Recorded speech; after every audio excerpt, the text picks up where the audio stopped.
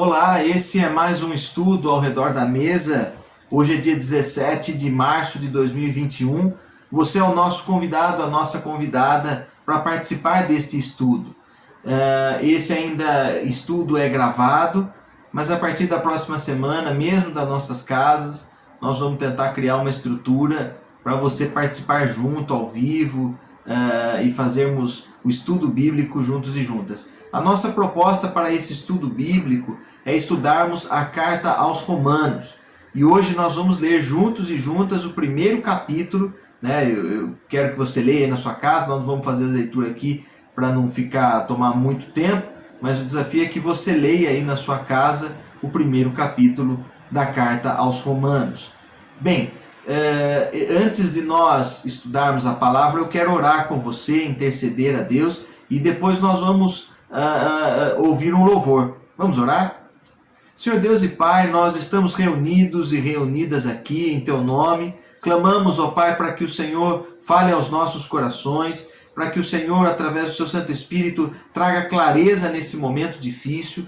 Nós intercedemos, ó Pai, por esse momento de pandemia, muitas pessoas sofrendo à distância, pessoas internadas, pessoas que perderam entes queridos, que o Senhor atue poderosamente, mas, ó Pai, nós cremos que o Senhor está no nosso meio, está cuidando dos teus filhos e filhas, trazendo, ó Pai, ainda que num momento difícil, a tua presença, o teu discernimento nesse momento. Que, através da tua palavra, possamos encontrar sentido, luz para as nossas vidas. Obrigado, ó Pai, por esse momento. Em nome de Jesus que nós oramos. Amém. Bem, agora nós vamos ouvir um hino de louvor ao nosso Deus com o nosso irmão, candidato ao seminário, o nosso irmão Wagner Aires. Vamos ouvir o cântico. A paz, igreja. Vamos louvar ao Senhor, vamos declarar que Ele é santo, porque só Ele é digno de toda honra e de toda glória, de todo louvor, e que esse louvor venha diretamente dos nossos corações. Declaremos que Ele é santo.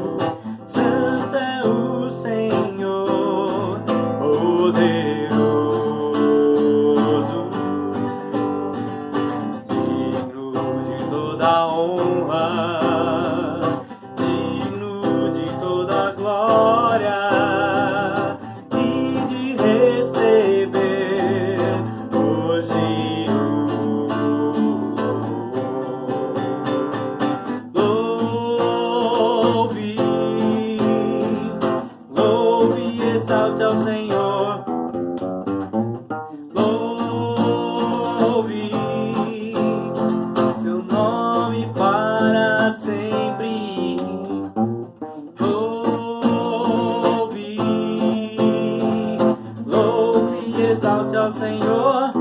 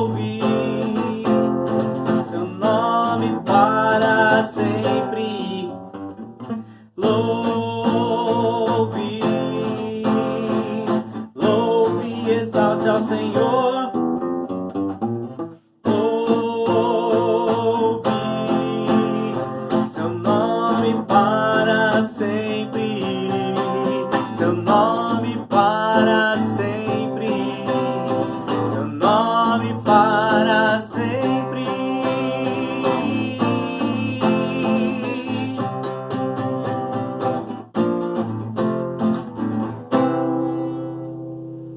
Amém. Que o nome desse Deus seja louvado na sua vida por toda a sua existência, para todo sempre. Amém? Deus abençoe. Amém por esta mensagem cantada. Nós ficamos contentes de poder louvar e engrandecer o nome do Senhor. Bem, como eu disse, vamos iniciar um estudo da carta aos Romanos, né? Esse é o desafio que eu proponho para a igreja. Eu quero ler com você 2 versículos deste primeiro capítulo, mas o desafio é para que você leia todo o capítulo aí na sua casa, junto com a sua família. Desafie os teus filhos e filhas, vamos ler junto a carta aos Romanos, vamos dialogar sobre ela, a partir dela. E eu queria ler Romanos, capítulo 1, versículos 16 e 17. Diz assim: Pois não me envergonho do Evangelho, porque é poder de Deus para a salvação de todo aquele que nele crê, primeiro do judeu, também do grego. Visto que a justiça de Deus se revela no Evangelho de fé em fé, como está escrito, o justo viverá por fé.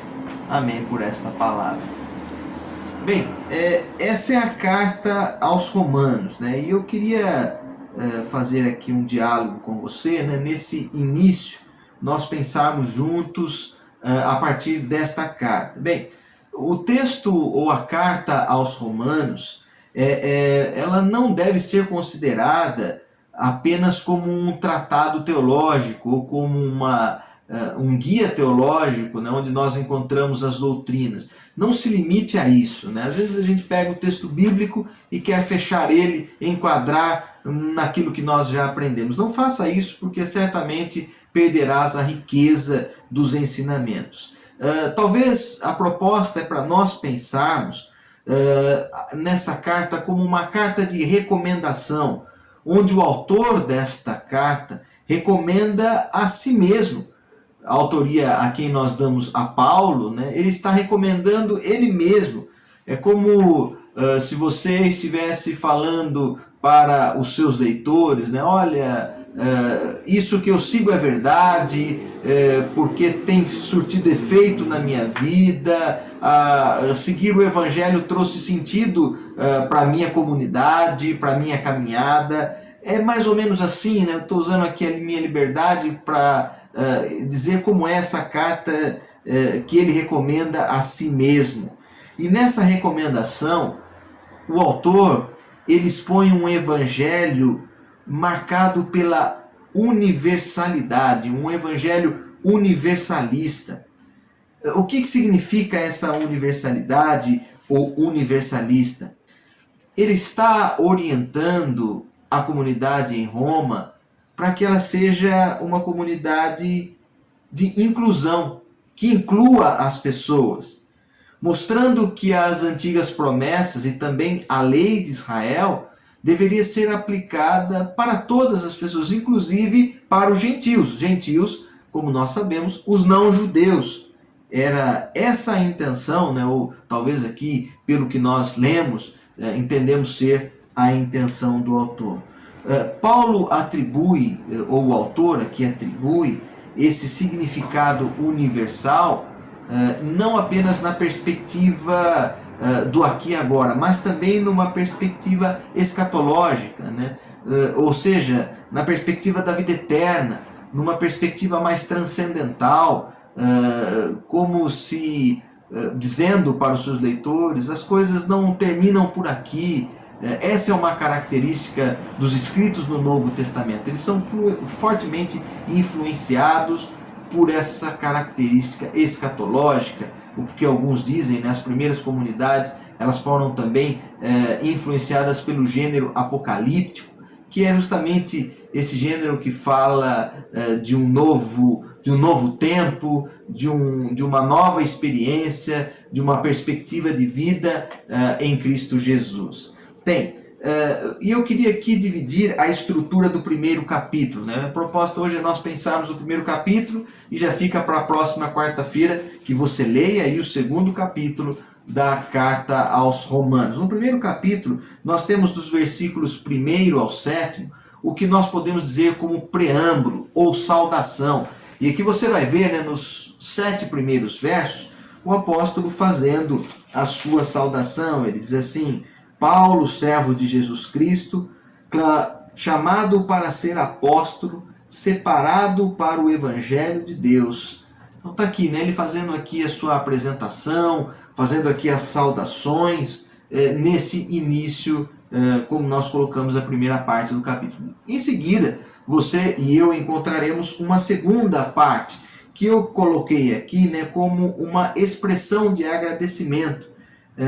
Paulo explica aqui como se deu a escrita desta epístola. E essa segunda parte do primeiro capítulo, ele está compreendido entre os versos 8º, versículo 8º, até o versículo 15. Eu vou ler aqui o versículo 8º. Ele diz assim: Primeiramente, dou graças a Deus, mediante Jesus Cristo, no tocante a todos vós, porque em todo o mundo é proclamada a vossa fé. Aí, né? Então aqui ele faz agradecimento e ele explica como a carta ocorreu, né? Como surgiu essa intenção no coração do autor. A terceira parte é o que nós chamamos da apresentação do tema da carta. Então preste atenção, por isso nós fizemos a leitura desses dois versículos. Versículos 16 e 17. Fica-se muito claro aqui o que o autor quer por meio desta carta. Se nós podemos dizer, é o DNA, é o centro, né? É o núcleo celular desta carta. E diz assim, os versículos 16 e 17. Não me envergonho do evangelho. Ele é força de Deus para a salvação de todo aquele que crê. Em primeiro lugar do judeu, mas depois do grego. Porque nele a justiça de Deus se revela de fé para fé, conforme está escrito: o justo viverá por fé ou pela fé. Está aí, né? Então está aqui o apóstolo dizendo que ele não se envergonhava dessa boa notícia do evangelho de Cristo Jesus, porque aquilo sim era a salvação para as pessoas que crescem naquela mensagem, né? Todos e todas que passassem a crer no evangelho de Cristo, eles experimentariam dessa justiça, porque a justiça de Deus se revela por meio de fé, né? E não de maneira assim material, concreta, mas é pela fé daqueles e daquelas que entendem. Bem, então, tendo essa a apresentação do tema, né, que o justo vai viver pela fé ou por fé, aí nós vamos para a última parte do primeiro capítulo, que é a revelação da ira de Deus.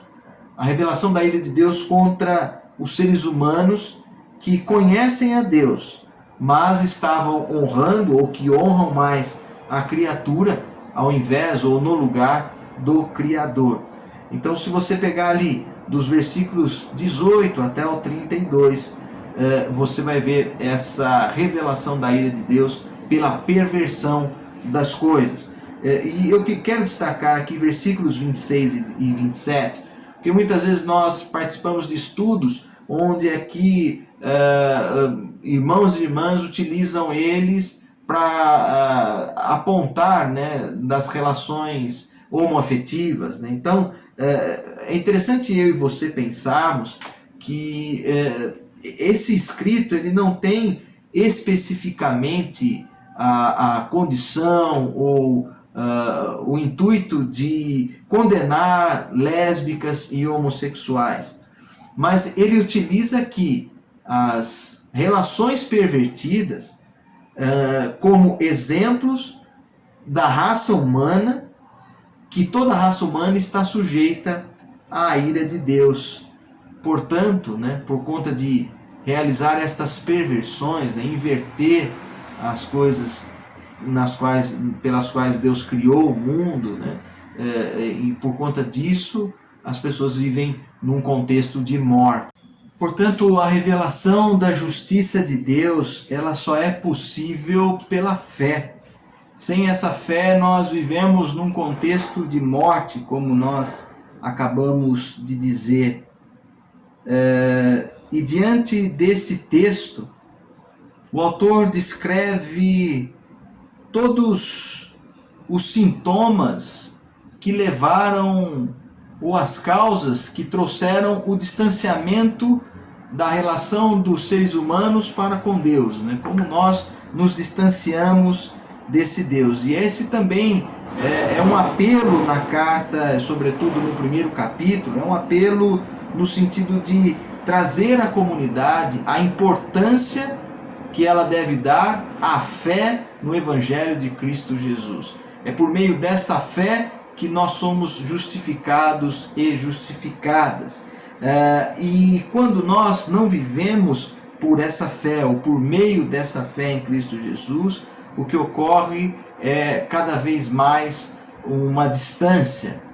E essa distância é marcada por duas características que eu quero deixar aqui como um fechamento dessa conversa do primeiro capítulo. Esse distanciamento ele ocorre porque pervertemos a verdade pela injustiça, né? Isso ocorre, está lá no versículo 18 aí da carta do primeiro capítulo, e isso ocorre também conosco. Veja como as injustiças no nosso tempo elas são valorizadas. Todos nós estamos acostumados àquela frase que o mundo ele deve ser dirigido, o mundo é dos espertos, né, ou das pessoas espertas. São os espertos e as espertas que se dão bem no nosso contexto. E essa frase, por trás dela existe muito um contexto das injustiças, né, de favorecermos as injustiças. Portanto, pessoas que são marcas desse nosso sistema injusto passam a ser destaque. E você hoje, quando pensa em uma pessoa notável dos nossos dias, logo vem aí os grandes nomes, né, que são divulgados pela mídia, internet, e preste muita atenção, né, que às vezes o que essas pessoas pregam é justamente essa inversão da verdade por injustiça. E quantos de nós, né, vivemos em um contexto injusto, e quantos de nós nos equipamos dessa injustiça para defender os nossos próprios interesses? Essa perversão acontece também na comunidade, e esse é o desafio, né? Como eu bem disse, não devemos nos limitar à questão de condenar as lésbicas e os homossexuais, mas, né, são exemplos de situações onde as nossas relações são marcadas por essa perversão, inverter a verdade pela injustiça. E isso ocorre nos relacionamentos homoafetivos e nos héteros, né? Nas relações heterossexuais, elas ocorrem, essas perversões. Também, outra coisa que nós devemos atentar, e que o Evangelho, a fé no Evangelho de Cristo Jesus nos ajuda a superar essa barreira, né? A primeira é não pervertermos a verdade pela injustiça, a segunda é não mudarmos a glória de Deus, aquilo que é glorioso do Senhor, em mentira. E da mesma forma, adorar e servir a criatura em lugar ou em vez do Criador. Isso também nós fazemos, né? Colocamos coisas e pessoas no lugar que cabe somente a Deus. Quantas de nós fazemos isso, inclusive com a religião? Colocamos pessoas, instituições à frente do próprio Deus. Deus em Cristo Jesus, e essa fé pregada e vivida pelo apóstolo, Deus é muito maior do que qualquer igreja, né? É bem possível que você esteja na igreja e não esteja em Cristo. Agora, estar em Cristo é fazer parte de uma igreja muito maior, né? Que é a igreja invisível do Senhor. Esse é o nosso desafio como comunidade. Bem, esse é o primeiro capítulo. Eu desafio a você ler esse capítulo aí na sua casa, dialogar com seus queridos e queridas. Na próxima semana nós vamos ler e estudar juntos o segundo capítulo. É o meu desafio aqui. Nós estamos trabalhando para fazer a próxima reunião ao redor da mesa ao vivo, para ter a interação, para a gente conversar, ter as perguntas. Esse é um trabalho que aí durante a semana nós vamos tentar destrinchar para poder fazer na versão ao vivo. Eu quero orar com você encerrando esse momento, pedindo que Deus nos proteja, nos ilumine e vamos aí nos encontrar no próximo domingo às 9h30 da manhã pela aula de escola dominical e também no culto à noite das 19 horas. Vamos orar ao Senhor. Senhor, nós estamos na Tua presença. Eu quero suplicar, pedir, interceder por irmãos e irmãs que estão sofrendo, irmãos e irmãs que estão enfermos da Covid-19, de tantas outras enfermidades que ainda existem no nosso tempo. Que o Senhor atue poderosamente, atue nas famílias que estão também vivendo as suas crises, pessoas que estão tendo crises conjugais, problemas de relacionamento, outros e outras que perderam os seus empregos, estão hoje sofrendo uma crise financeira. Que o Senhor atue poderosamente, atue, Senhor, guarde, ó Pai, a Tua comunidade, os Teus filhos e filhas, toda a Tua igreja espalhada na face da terra. Guarde, ó Pai, as pessoas que estão trabalhando na linha de frente do combate à Covid. Sustente, Senhor. Guarde aqui a nossa igreja, a primeira IPI de Guarulhos, a Tua igreja, melhor, Senhor, para que sejamos luz e que possamos viver pela fé, a fé no Evangelho de Cristo Jesus. Nós oramos e pedimos tudo em nome de Jesus. Amém, Senhor. Amém. Que Deus abençoe sua vida. Tenha uma boa semana. Até domingo às 9h30 para a nossa escola dominical. A paz do Senhor a todos e todas.